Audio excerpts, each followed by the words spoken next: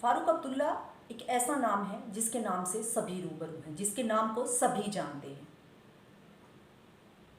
जिनका जन्म ही राजनीति में हुआ,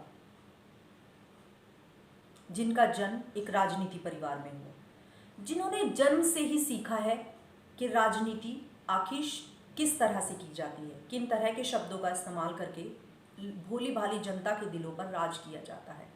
फिर वो इस तरह की बयानबाजी कैसे कर सकते हैं, इस तरह के शब्दों का कैसे इस्तेमाल कर सकते हैं जो देशद्रोही हैं, जिनसे साफ और साफ पता चलता है कि इनके मन में ना ही तो हमारी भारत भूमि से प्रेम है और ना ही राष्ट्रहित है। और इतनी ऐसे शब्दों के होने के बाद, ऐसे शब्दों को बोलने के बाद, कबूल करने के बाद कैसे सरकार चुप है और कैसे ये जनता चुप है? क्यों अब तक इन पर कोई कार्रवाई नहीं की गई? इतिहास गवाह है, हमें अपने इतिहास से सीख लेनी चाहिए। जयद्रथ को पांडवों ने छोड़ दिया था ये सोचकर कि शायद ये ऐसी गलती दोबारा नहीं करेगा, लेकिन फिर जो उन्होंने किया वो आपके सामने था। उनकी उस माफ़ी का उन्हें कितना बड़ा खामियाजा भुगतना पड़ा ये सब जानते हैं। ये ऐसी ही मानसिकता के लोग होते हैं जो हिंदू मुस्लिम की राजनीति करते हैं। ना ही तो कोई हिंदू विरोधी है और ना ही कोई मुस्लिम विरोधी है। आम जनता सिर्फ प्रेम से रहना चाहती है, सिर्फ शांति से रहना चाहती है। इस तरह की मानसिकता के लोग ही होते हैं जो कहीं भी दंगे हो जाते हैं, कहीं भी बॉम्ब ब्लास्ट हो जाते हैं, जो हमारे देश में रहते हैं, देश का नमक खाते हैं, देश के पैसों पे पलते हैं, देश की जनता पे सियासत करते हैं, लेकिन देश को ही बर्बाद करना चाहते हैं। सही मायने में उन्हें हमारे देश से प्रेम है ही नहीं। सही मायने में वो हमारे देश की मिट्टी को अपना मानते ही नहीं है। जिन्होंने इतने वर्षों से हमारे देश की मिट्टी पर राज किया है वो हमारे दुश्मन से हाथ मिलाना चाहते हैं। हमारे देश के वीर जवानों की शहादत बेकार? वो एक व्यक्ति नहीं जो सेना पर मर जाता है, उसका इतने परिवार खत्म हो जाते हैं। वो 20 लोग नहीं थे जो चीन पर शहादत हो गई जिनकी, वो 20 परिवार थे।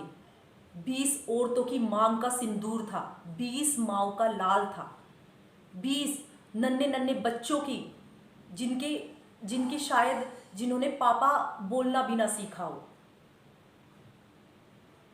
ऐसे लोग अपना जीवन दांव पे लगा देते हैं, ऐसे लोग खून बहा देते हैं अपने देश की सुरक्षा के लिए। लेकिन ये लोग जो यहाँ देश के पैसों से ही पल रहे होते हैं, वो लोग सबसे बड़े खतरनाक हैं। जो घर में है वो सबसे बड़ा दुश्मन है।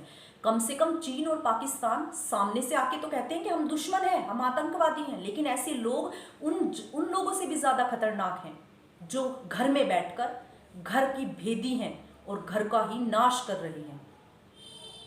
सीख लीजिए इतिहास से। अगर विभीषण ने नहीं साथ दिया होता, घर का भेद नहीं दिया होता, तो शायद